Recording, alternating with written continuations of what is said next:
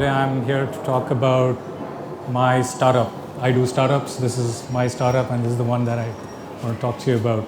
So, what is a startup? This is my definition. It's a human institution designed to work under extreme uncertainty, to keep failing, and yet to try all over again. So, that's the definition that I understand of a startup. Our thumb rule when we work with a startup is you always have half the time to do something. You have a third of the budget, and you're trying to outdo your nearest competitor by a factor of 2 minimum. That's kind of where you start. Otherwise, it's not lofty enough. So it's constrained. It's always constrained. Time is constrained. Budget is constrained, and you're always trying to aim for something which is going to be at least twice your nearest competitor. A bit of a history. My history here. I've been doing startups for 12 years. I've done 5 of these. I've tried to sell shoes to storage virtualization. I've tried to do all of this. I've been there. I wish I could say I've done that entirely. Not really. Every time that you try and do such a thing, you are asked these questions by potential partners, employees, investors. So the questions are, what's your unfair business advantage? What's the return on investment? What makes you think you can do this? What's your industry experience? And pretty much the response ends up being, sorry, your responses are not exciting enough. What you're doing doesn't seem to add up. Well, yeah. So then this competition happened. I found out about it. I had an opportunity to learn more about what it calls for. It's inviting private startups from all across the world to come out and do something really daring. Having not succeeded trying to run 5 startups before this, I wasn't very sure whether that's something that I should get into. But so what's the competition about? The competition is called as the Google Lunar X Prize. It's got 2 rules. The first rule states land on the moon before 31st December 2015, move 500 meters. And the second rule is you have to be 90% privately funded. So this is for privately funded teams, not a competition between governments. If you do that, Google is a sponsor. It sponsors a prize purse worth $30 million. That's broken up into first prize, second prize, and some bonus prizes. And that's how we describe it, to go where no private enterprise has ever gone before. Sounds familiar. Oh, great. So we went back to the same set of people and said, you know what, now we're doing something which looks like there are huge entry barriers, nobody else can do it. That's my unfair business advantage. We're going to be rock stars, and that's where you get your return of investment. And guess what? This is space. So this is not about market dynamics. This is space. This is plain physics. This is about the Newton's laws, which have been there for so many hundred of years, and the same ones apply now. NASA did it 40 years ago. We're going to do it now. Well, what was the response? The response was the same. Sorry, this does not seem like your business. What are you doing here? This is incredibly ridiculous. Well, anyway, so we said, now that we find ourselves here, let's create new rules. Those are new rules. So we're going to take half the time. A typical government mission trying to land on the moon would be 8 to 10 years. I mean, that's how you would plan such a mission. It would start at about $100 million. That's a minimum that it would cost. And then, of course, every space agency everywhere across the world asks for its annual budget on the basis of scientific outreach. That's the reason for budgets to space exploration all across the world. And then, yeah, so they have a reach, and we said, let's see by what factor we can beat the reach, and we said 20x. So if 10 lakh people in India knew about Chandrayaan 1, 10 lakh people. So we said we probably going to do something which is going to reach out to 2 crore people. So that's a 20x.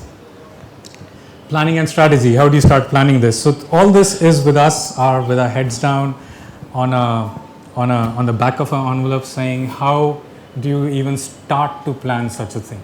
So you start with making it simple. You break the problem down, you simplify it. So you say, let's just go for the core objectives. They want a machine to land on the moon. Let's not design something or even think of designing something which can also carry a SUV or a truck to go along with it. Let's keep it really, really short, and let's keep it really, really simple. Let's not reinvent the wheel. This has been done before. It might have been done by the governments. It might have been done by the developed countries. It's been done before. There's a lot of information in the open source. Let's go ahead and see how that works. Go local where possible. So let's not spend on flight tickets. Let's not go expert hunting across the globe, looking for suppliers across the globe. Let's do something which is available locally.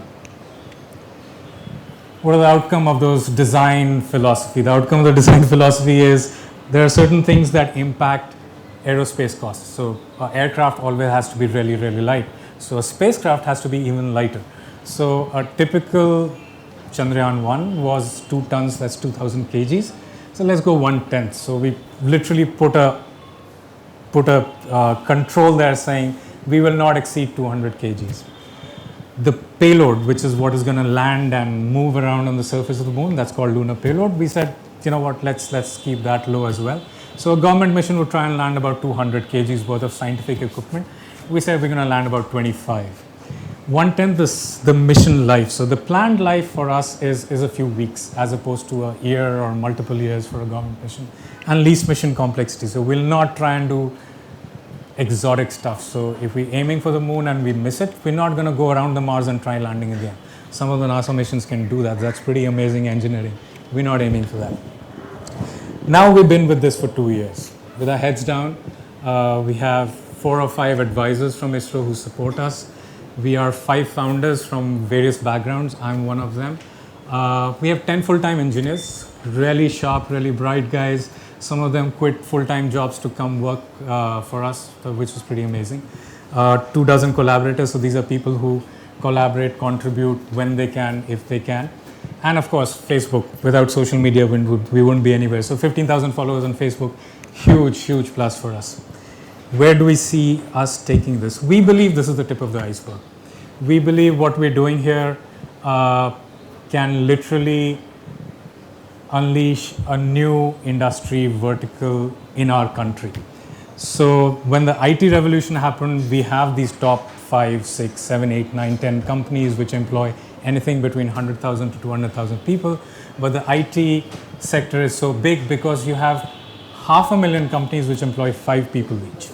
So you create an ecosystem or you create an industry by having the small guys chip in, having the small guys do stuff. Maybe one of those will go on to create something really, really big. So our mission, it's understandably of the people, by the people, for the people.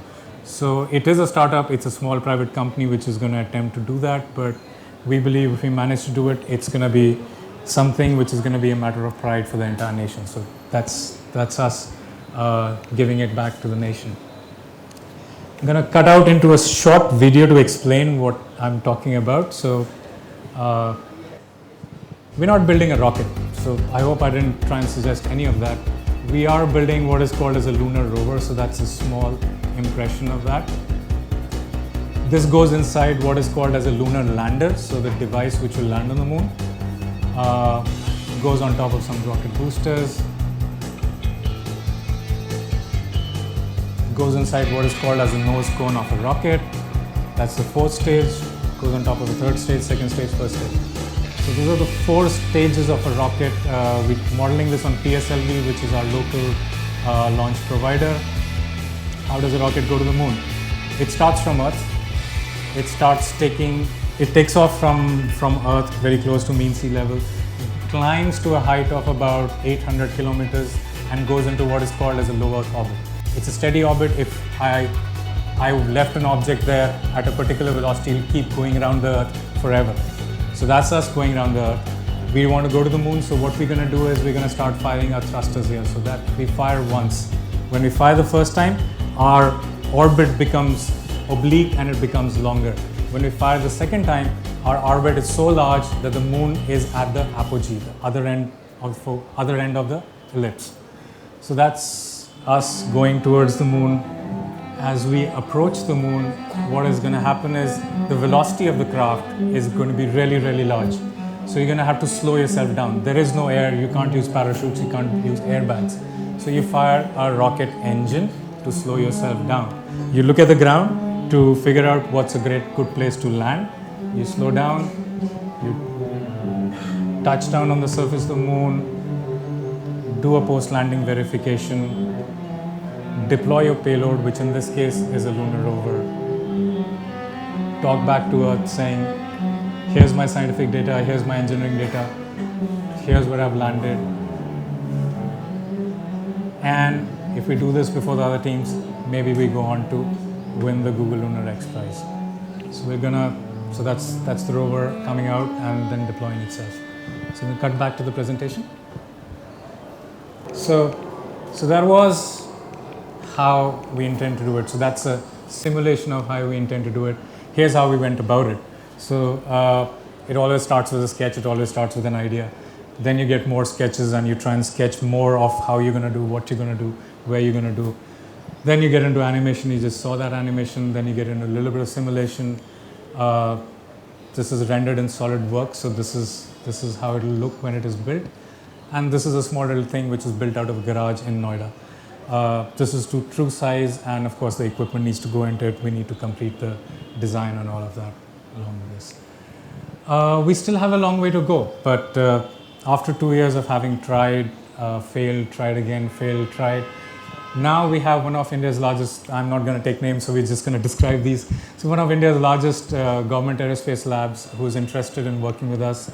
One of India's largest private aerospace companies has been following us, and they have offered to support this mission in some manner or the other. We yet to get to MOU. One of the leading IITs, Original 5 leading IITs, has offered to work with us to make this happen. We have a growing community of advisors. So when we started with just 2 advisors, and now it's grown far beyond that. And we met ISRO and asked them whether we can fly on the rocket. They think that's not a bad idea. They think we just might have a shot at this. So let me leave you with my learning. So I tried, and I kept trying. But then this one is now, I'm 2 years into it. It seems to have worked slightly better than the other ones. We still have a long way to go. But here's my learning. Forget the bigger picture.